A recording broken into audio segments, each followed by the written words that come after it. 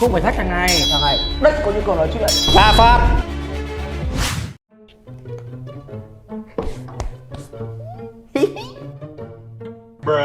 Thằng điên. Ai?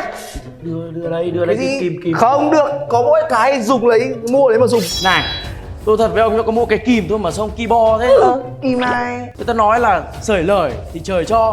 Bò trời càng cho nhá. Đã thế nhá, đừng nói chuyện với thằng này nữa. Được, ông nhớ cái mồm ông đấy nhá. Thằng nào mở mồm trước là con thằng còn lại. Thằng nào mở mồm trước con thằng đấy. Không phải thách thằng này nhá. Thằng này đất có nhu cầu nói chuyện.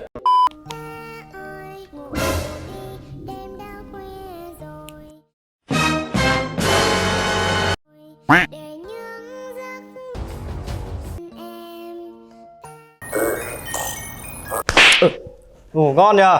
Anh ạ. Có cần tôi lấy cho cái màn không? Anh ơi, anh thông cảm. Em hôm qua em mất ngủ nên là. Nên là cái gì? La Phát.